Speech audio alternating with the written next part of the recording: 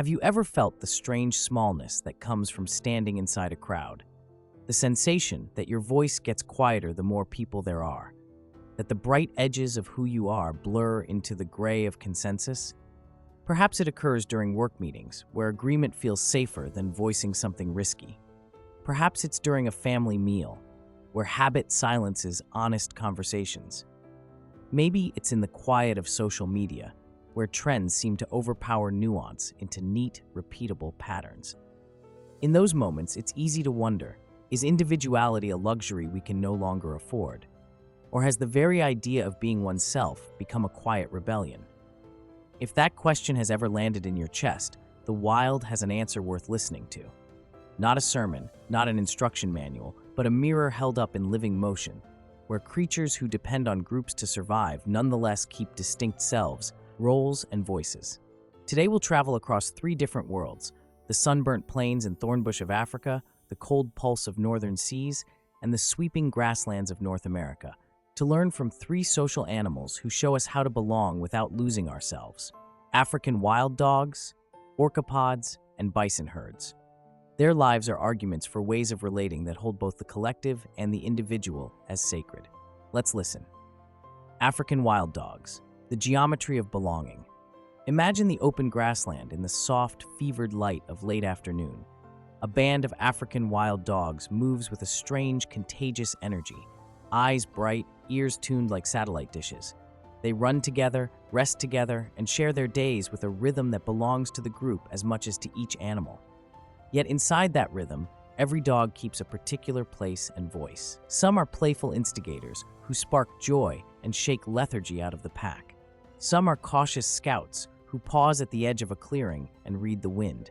Some are tender caregivers who stay behind to comfort the pups when the world grows loud.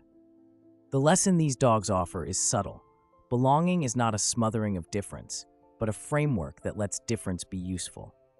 In the pack, individuality matters precisely because it feeds the whole. When one dog's ears sharpen at a sound nobody else heard, the whole group becomes safer.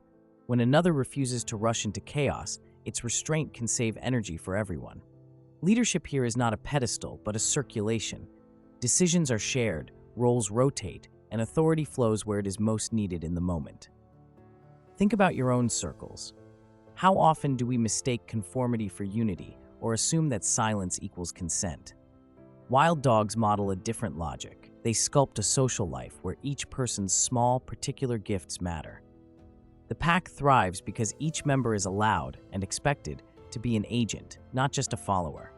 If we can accept the idea that belonging includes responsibility to show up as ourselves, then our groups become more than safety nets. They become living ecosystems of contribution. Orcas, the sound of self.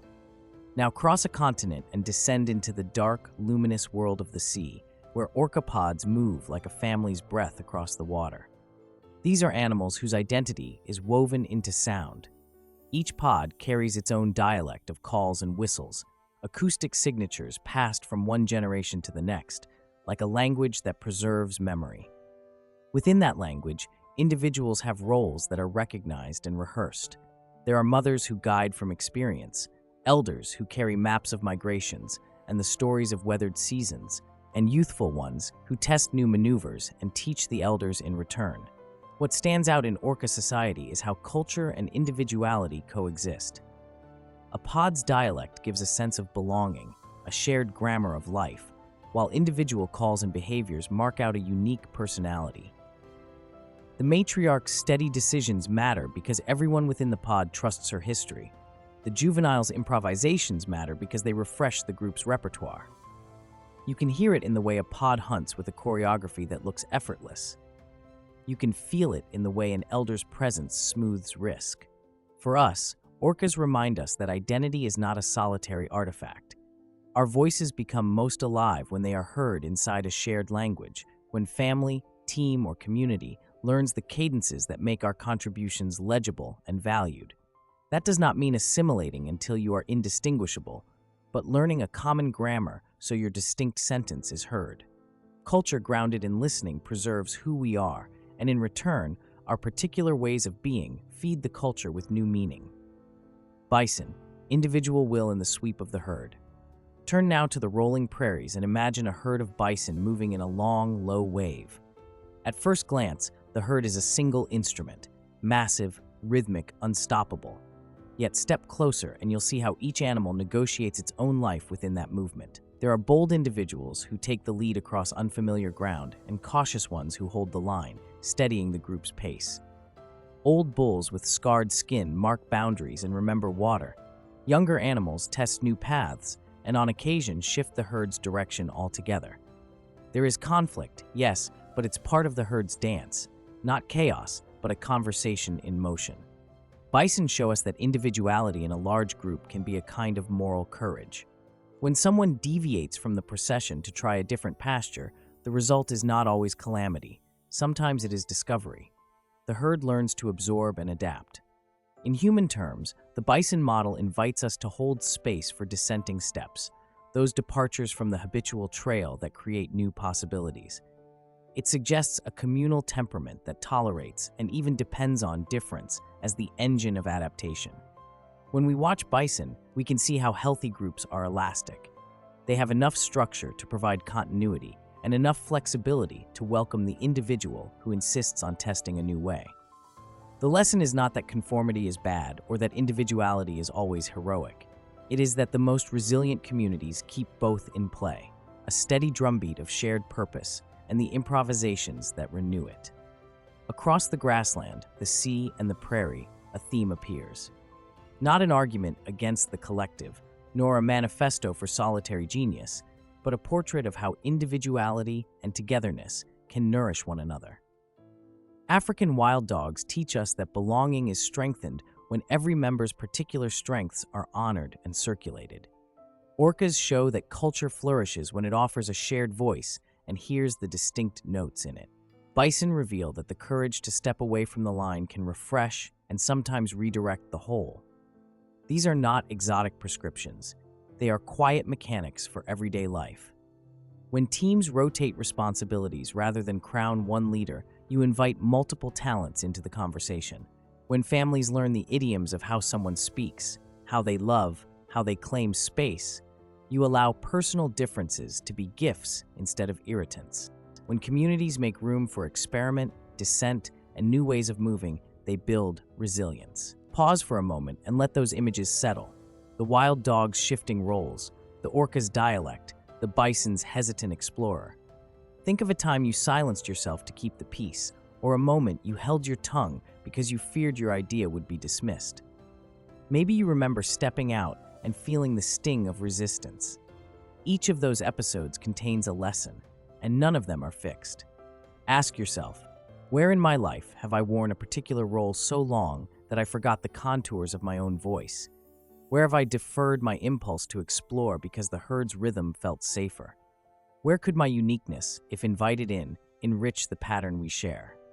Don't rush to answer with judgment. Sit with one small memory and imagine a different response. One where your particularity is welcomed instead of muted. Picture that scene expanding. The people who receive your contribution lean into it like a new verse in a song, and the group shifts slightly to include it. What does that feel like? How might you shape your next choice so that you don't erode your own edges in the name of belonging? We live in an era when the pressure to blend is intense.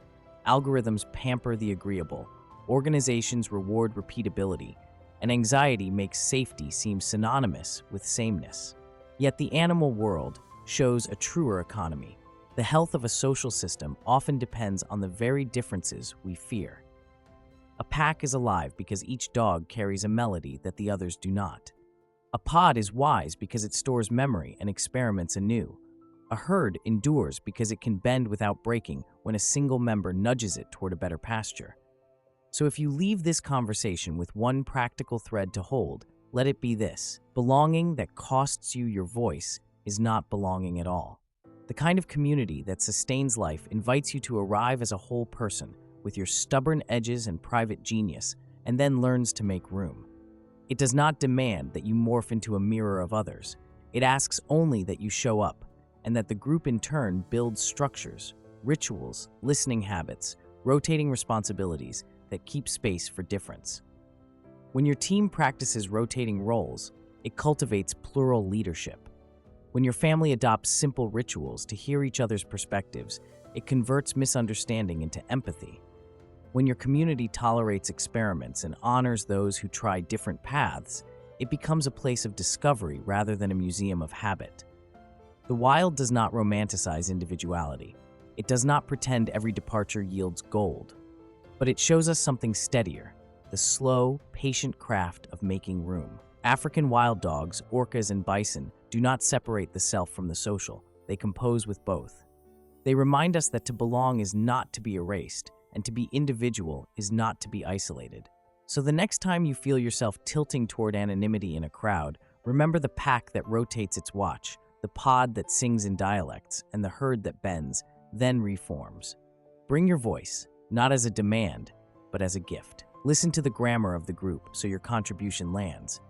And if you must step away for a little while to remember who you are, do so knowing that rejoining with a full self is often the greatest gift you can give the whole. If you choose to try this, start small.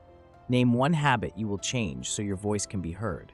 Offer someone else the responsibility you usually take. Or invite a simple ritual for listening into one of your regular gatherings. Over time, these small acts are how cultures shift, from places where sameness rules to places where difference is the raw material of resilience. These animals do not preach.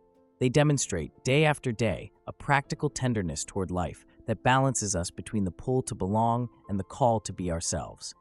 If we pay attention, they will show us how to walk beyond the herd without leaving it behind.